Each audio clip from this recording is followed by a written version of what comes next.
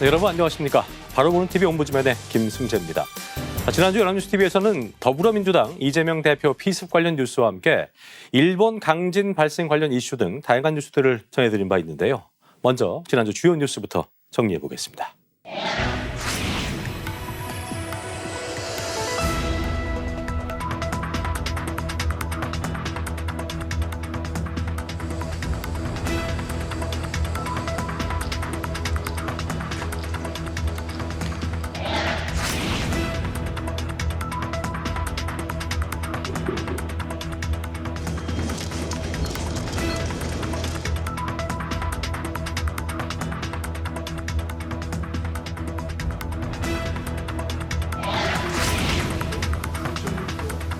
특히 상반기로 H가 다시 다가오는 시점이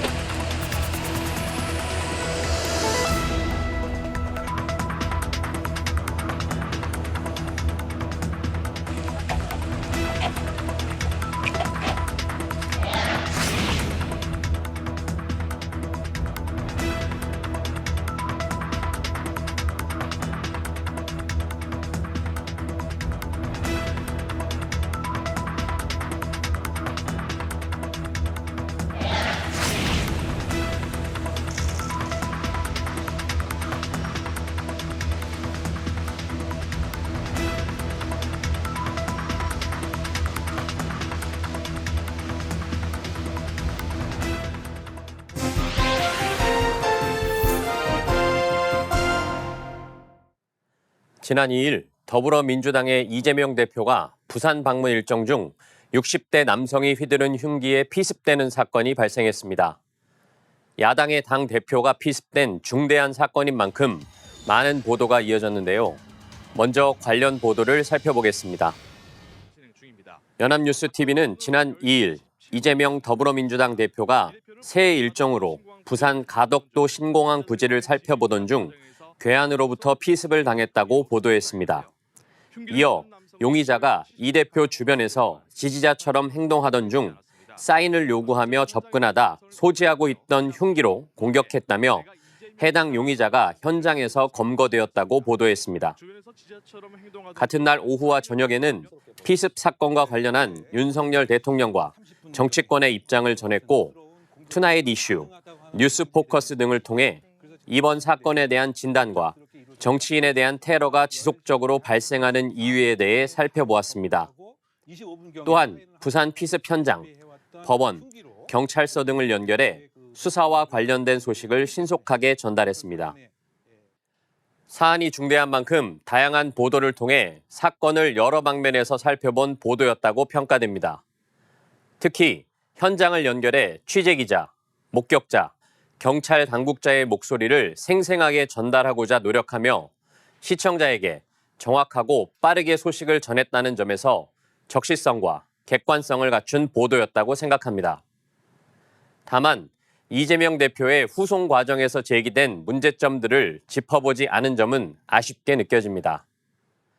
타 매체의 보도에 따르면 이재명 대표가 부산대학교 병원에서 응급치료를 받고 서울로 이송되는 과정에서 특혜가 있었다는 주장이 제기되었습니다.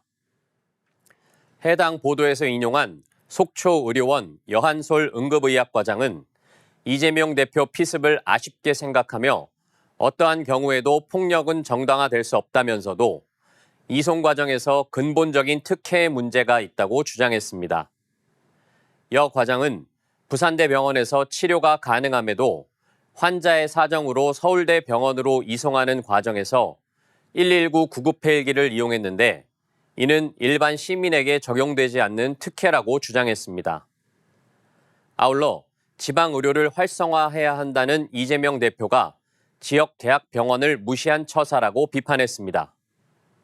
또한 의정부 백병원 양성관 가정의학과장도 최고의 권역외상센터인 부산대병원을 두고 권역외상센터가 없는 서울대병원으로 간 것은 상식적으로 말이 되지 않는다고 지적했습니다.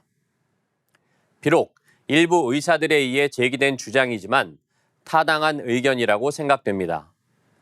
피습과 관련한 보도가 이어질 것으로 예상되는 만큼 연합뉴스 TV에서도 향후 현장 전문가들의 인터뷰를 통해 해당 의사들의 주장이 사실인지 또 다른 문제점은 없었는지 살펴보는 시간을 갖길 기대해 보겠습니다. 지난해 말 북한 노동당 중앙위원회 전원회의가 열렸습니다. 이 자리에서 김정은 국무위원장은 남북 관계를 적대적 두 국가 간의 관계로 규정하고 대남 노선의 근본적인 방향 전환을 선언했습니다. 최근 수년간 북한이 김정은 국무위원장의 연말 전원회의 발언을 신년사로 대신해왔다는 점에서 이번에도 김 위원장의 발언에 대한 많은 보도가 이어졌습니다. 김정은 위원장의 신년사는 북한의 통치 방향과 대남 전략을 제시한다는 점에서 해마다 관심을 갖고 지켜봐야 하는 중요한 외교안보 이슈인데요. 연합뉴스 TV의 보도를 통해 관련 내용을 살펴보겠습니다. 연합뉴스 TV는 북한이 지난달 26일부터 5일간 당과 국가의 2023년 사업을 결산하고 2024년도 국정 운영 방향을 제시하는 노동당 중앙위원회 전원회의를 개최했다고 보도했습니다. 이어 남북관계가 더 이상 동족관계, 동질관계가 아닌 적대적인 두 국가관계, 전쟁 중에 있는 두 교전국 관계로 완전히 고착되었다는 김정은 북한 국무위원장의 발언을 전하며 김 위원장이 흡수통일, 체제통일을 국책으로 정한 대한민국과는 그 언제라도 통일이 성사될 수 없음을 강조했다고 보도했습니다. 아울러 강대강, 정면 승부의 대미 대남 투쟁 원칙을 일관되게 견지하고 고압적이고 공세적인 초강경 정책을 실시하라며 강경한 대미 대남 원칙을 천명했다고 전했습니다. 김 위원장의 발언에 대한 분석 보도도 이어졌습니다. 먼저 지난달 31일 방송된 뉴스 초점에서는 김열수 한국군사문제연구원 안보전략실장과 함께 북한 노동당 전원회의 내용을 짚어보는 시간을 가졌습니다. 김 실장은 김정은 위원장이 남북 관계를 적대적 국가관계로 지칭한 이유로 세 가지를 주장했는데 첫 번째는 대한민국을 적으로 규정함으로써 내부 결속을 다져 체제 유지를 공고히 하기 위함이고 두 번째는 우리나라 총선을 앞두고 정치적 갈등을 야기하려는 것으로 보이며 세 번째는 동북아시아 지역 내 군사적 긴장감을 높여 대미 협상력을 제고하기 위한 것으로 보인다고 밝혔습니다. 지난 2일 뉴스포커스에서는 차두현 아산정책연구원 수석연구위원과 함께 김 위원장의 발언을 통해 북한의 향후 도발 가능성을 전망해보는 시간을 가졌습니다. 차 위원은 비록 김 위원장의 발언 강도가 높긴 했지만 심각한 수준의 대남 도발로 이어지지는 않을 것으로 보인다며 탄도미사일 발사, 초대형 핵탄두 개발 등의 전략적 도발이 지속될 가능성이 높아 보인다고 주장했습니다. 김정은 위원장의 이번 발언은 대남 정책에 대한 근본적인 방향 전환을 시사한 것으로 평가되고 있습니다. 한반도를 둘러싼 긴장감이 높아질 것으로 전망되고 있는 시점에서 김 위원장의 발언에 대한 전문가의 분석을 통해 사안에 대한 시청자들의 이해를 높이는 좋은 보도였다고 생각합니다. 또한 향후 북한의 도발 양상을 전망해보고 도발 유형을 평가해봄으로써 국민들의 안보 경각심을 일깨워준 긍정적인 보도였습니다. 안보 관련 이슈는 일반 국민들이 큰 관심을 갖고 있는 사안이자 우리나라의 정책 전반에 지대한 영향을 미치는 문제인 만큼 앞으로도 안보 이슈가 있을 경우 다각도의 분석 보도를 통해 시청자들의 이해를 돕는 연합뉴스 TV의 노력이 지속되길 바라겠습니다. 국방부가 장병 정신전력교육 기본교재에 독도를 영토 분쟁 지역으로 기술해 비판을 받았습니다. 문제가 제기되자 국방부는 주변 국가들이 여러 주장을 하고 있다는 이야기를 하는 것이지 우리나라가 독도를 영토 분쟁 지역으로 인식한다는 기술은 아니다라고 해명했지만 대통령이 질책하자 해당 교재를 전량 회수해 내용을 보완하겠다고 밝혔습니다. 연합뉴스 TV의 보도를 통해 살펴보겠습니다. 지난달 28일 연합뉴스 TV는 국방부가 발간한 장병 정신교육 교재에서 우리 영토인 독도가 영토 분쟁 지역이라는 일본의 주장을 그대로 기술해 논란이 되고 있다고 보도했습니다. 보도에 따르면 해당 교재에 한반도 주변은 중국, 러시아, 일본 등 여러 강국이 첨예하게 대립하고 있고 이들 국가는 갸오위다오, 쿠릴열도, 독도 문제 등 영토 분쟁도 진행 중이라고 기술되었는데 이는 독도는 명백한 우리 고유의 영토로 독도에 대한 영토 분쟁 자체가 존재하지 않는다는 우리 정부의 공식 입장과 다르다고 전했습니다. 이어 국방부가 본래의 취지와 다르게 해석되었다고 해명했지만 해당 내용을 보고받은 윤석열 대통령이 질책하자 교재를 전량 회수해 보완하겠다고 한 것으로 알려졌습니다. 지난 3일에는 신원식 국방부 장관의 의원 시절 독도 관련 발언이 문제가 됐습니다. 연합뉴스 TV는 신 장관이 지난해 3월 23일 페이스북에 올린 글에서 지금 한일 간에 과거사 독도 영유권 분쟁이 있는 것은 사실이라고 언급한 것이 확인되었는데 이에 대해 신 장관이 입장 자료를 내고 해당 표현이 일본이 영토 분쟁을 시도하고 있다는 의미에서 기술한 것이라고 해명했다고 보도했습니다. 독도 관련 문제는 한일 관계에 있어 매우 민감한 이슈로 절대 양보할 수 없는 사안입니다. 특히 최근 일본이 쓰나미 경보를 내리면서 독도를 자국 영토처럼 포함해 국민의 공분을 사기도 했는데 연합뉴스 TV가 일련의 보도를 통해 국민들에게 독도의 중요성을 다시금 일깨워주는 계기를 마련했다고 생각합니다. 다만 국방부 교재의 독도 관련 표현에 대해서는 보다 중립적으로 보도했으면 바람직했을 것으로 보입니다. 독도가 영토 분쟁 지역이라는 일본의 주장을 교재에 기술했다면 잘못된 것이지만 SNS 게시글에 대한 신 장관의 해명처럼 일본이 영토 분쟁을 시도하고 있다는 의미로 해석될 수 있는 만큼 양측의 입장을 중립적이고 객관적으로 보도하는 것이 바람직하다고 생각합니다.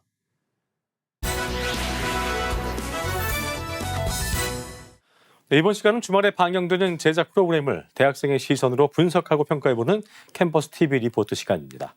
이번 주에는 숙명여자대학교 이성원 학생과 함께하겠습니다. 어서 오십시오. 안녕하세요. 예, 자 성원 학생 지난주에 어떤 프로그램 모니터링했습니까? 네, 저는 매주 일요일에 방송되는 풍경여 지도를 모니터링했습니다. 지난 방송에서는 500년 역사를 품은 민속도시 충남 아산의 매력을 담았는데요. 그럼 자세한 모니터링 내용 지금부터 전해드리겠습니다. 방송은 충남의 한 민속마을을 비추며 시작합니다. 오랜 역사를 간직한 유서 깊은 마을이라는데요. 조선시대 후기 중부지방의 향촌의 모습을 그대로 유지하고 있는 곳. 한옥과 초가집 등 전통가옥 60채가 보존되어 있는 아산 외암 민속마을입니다. 마을 입구에는 수호신으로 여겨지는 장승이 자리 잡고 있었습니다. 이 마을은 무려 500년 전부터 형성되기 시작해 지금은 예안 이씨들이 전통문화를 이어가고 있다는데요. 살아있는 박물관이거든요. 집집마다 다 사람이 살고 계셔요. 집주인의 허락을 받아야지만 들어갈 수 있고요. 이 마을 전체가 중요밀습자료로 지정이 되어 있습니다.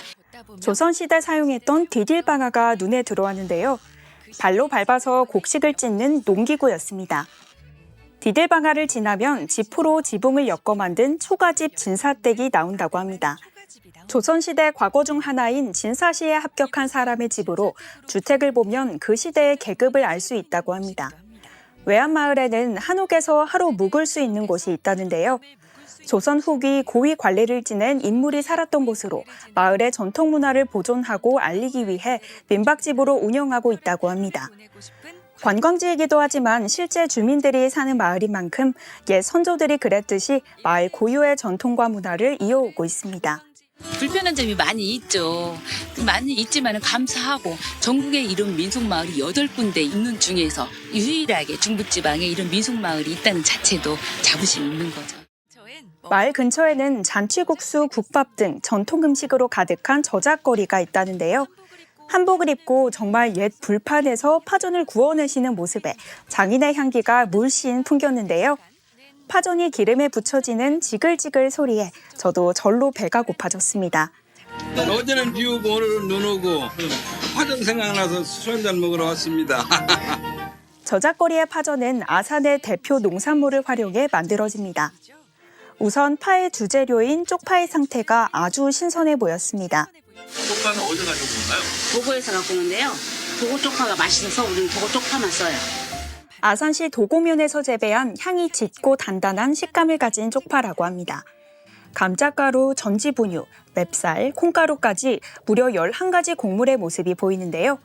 이 곡물을 모두 넣어서 반죽을 만든다고 합니다.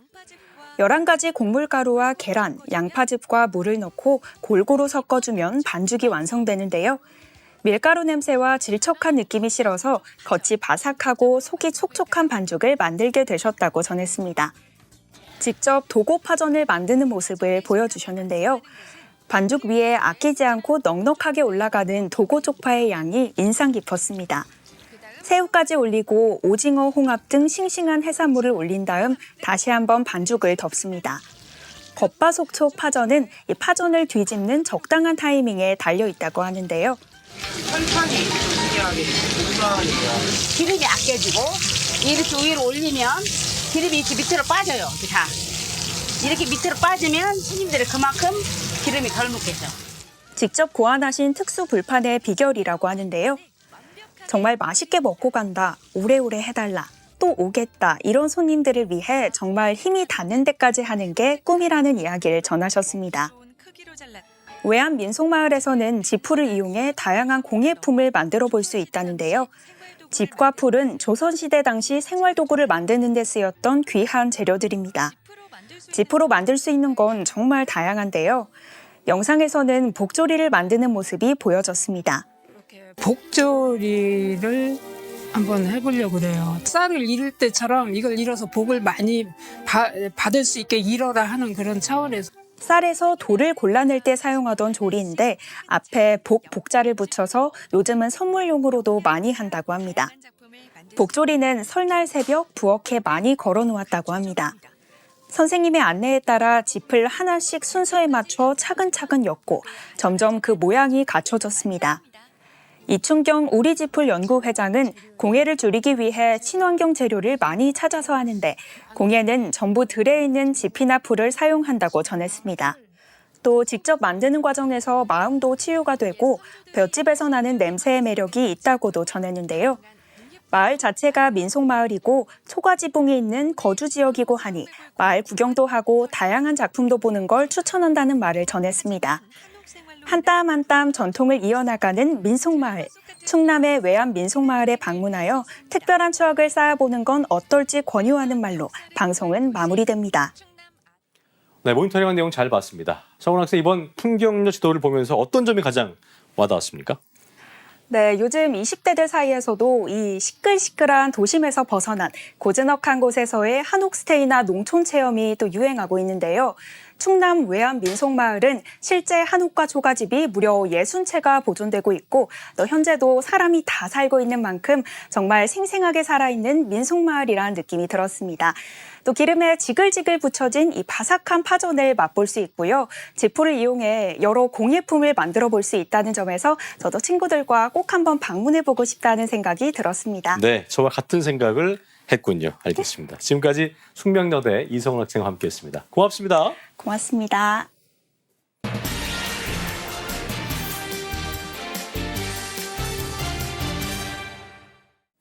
네, 연예인의 사생활 공개는 사생활 침해냐 아니면 국민의 알 권리냐를 놓고 오랜 기간 이어져온 논란거리입니다. 하지만 해묵은 논쟁이 무색할 만큼 유명인들의 사생활이 대중들에게 공개되고 있는 세태인데요.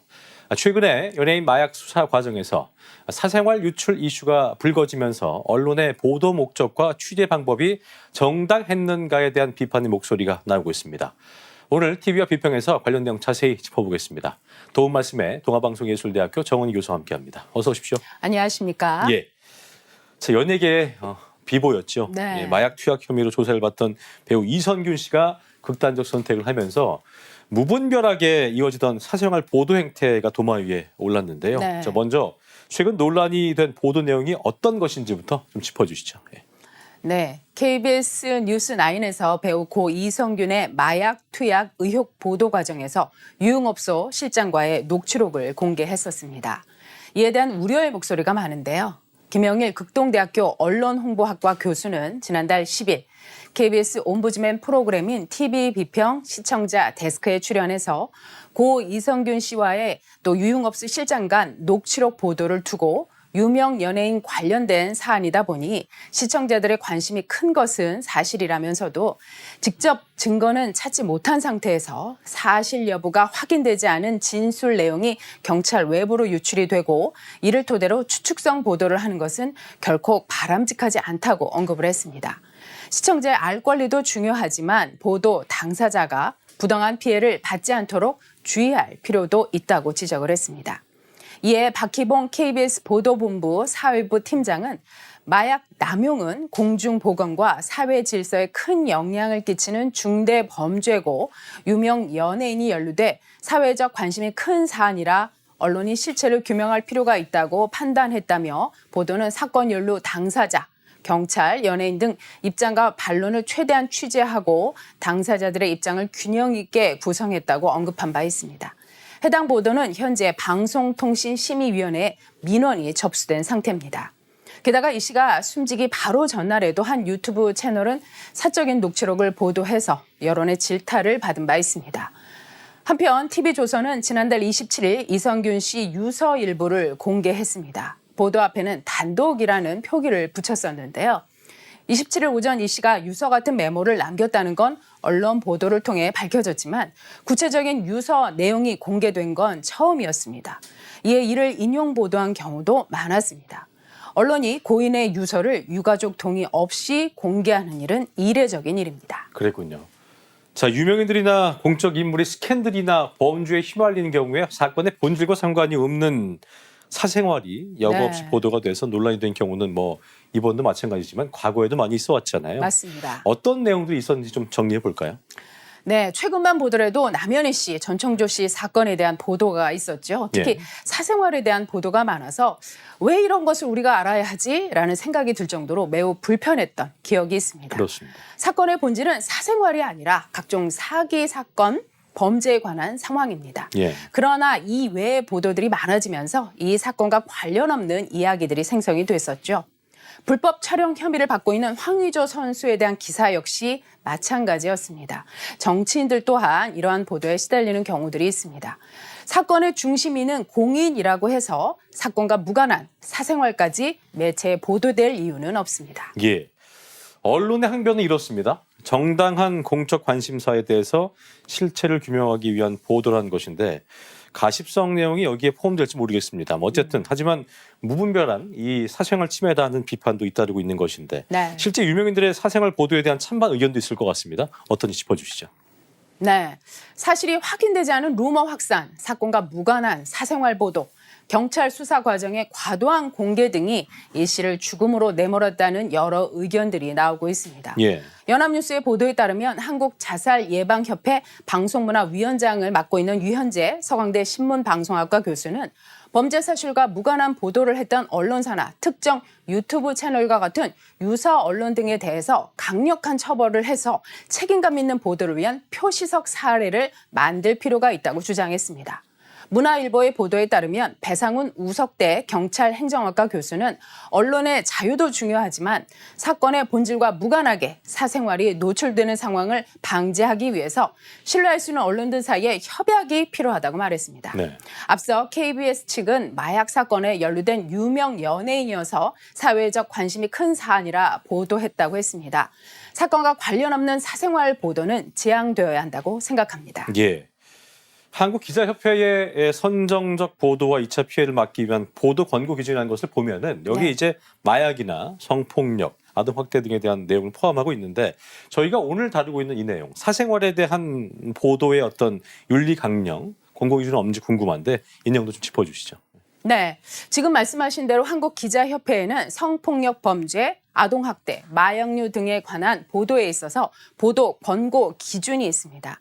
다만 사생활 관련 보도에 있어서는 따로 분류된 것이 아니라 인권 보도 준칙이 있는데요. 예. 언론 보도에 있어 인권 침해 부분에 대한 보도 권고 기준이 있습니다. 구체적으로 몇 가지 말씀드리면 언론은 개인의 인격권, 그러니까 명예 프라이버시권, 초상권, 음성권, 성명권을 부당하게 침해하지 않는다고 명시되어 있습니다. 연예인의 경우 유명인이라고 할 수 있는데요. 보도 권고 기준에는 유명인에 대한 기준이 아니라 공인에 대한 기준이 있습니다. 공인의 경우라도 공인의 초상이나 성명, 프라이버시는 보도 내용과 관련이 없으면 사용하지 않는다고 돼 있고요. 취재 과정에서 인격권 침해와 개인정보 유출이 일어나지 않도록 주의해야 한다고 되어 있습니다. 예. 또한 자살 예방을 위해 가급적 자살 사건을 보도하지 않으며 보도가 불가피한 경우에는 자살을 미화, 합리화하거나 실행 방법을 묘사하지 않는다고도 되어 있습니다. 범죄 사건의 경우 헌법 제27조에 무죄 추정의 원칙, 공정한 재판을 받을 권리 등 국민의 기본권을 침해하지 않도록 주의한다고 돼 있고 수사나 재판 중인 사건을 다룰 때 단정적인 표현을 사용하지 않는다고 권고하고 있습니다. 이번 사건에 대한 보도를 비춰볼 때 이 권고 기준을 다시 한번 새겨봐야 할 것입니다. 그렇겠네요. 자, 최근에 한 5년 동안 언론중재위가 시정을 권고한 사유를 보니까 사생활 침해가 압도적으로 많았는데요. 네. 때문에 이제 언론에서도 자성의 목소리가 나오고 있는 상황입니다. 각계 반응도 한번 들어볼까요? 네, 맞습니다. 연합뉴스의 보도에 따르면 최근 5년간 언론중재위원회가 시정을 권고한 5,357건 가운데 사생활 침해 보도가 1,819건으로 압도적으로 많았습니다. 예. 앞서 이성균 씨에 대한 보도가 대표적일 것입니다. 이에 언론 내에서도 비판이 나오고 있습니다. SBS는 지난달 28일 보도에서 이 씨의 유족은 유서 내용은 물론 분량까지도 공개하지 말아달라는 의사를 경찰에 표한 것으로 전했다며 유서 보도에 대한 비판적인 반응을 보였습니다. 같은 날 오마이뉴스는 다수 매체는 유가족의 뜻을 전하는 차원으로 고인의 기사를 가름하는 분위기거나 유서 내용 보도를 비판하는 기사를 냈지만 TV조선 보도 내용을 그대로 재인용하는 매체 또한 적지 않았다고 했습니다.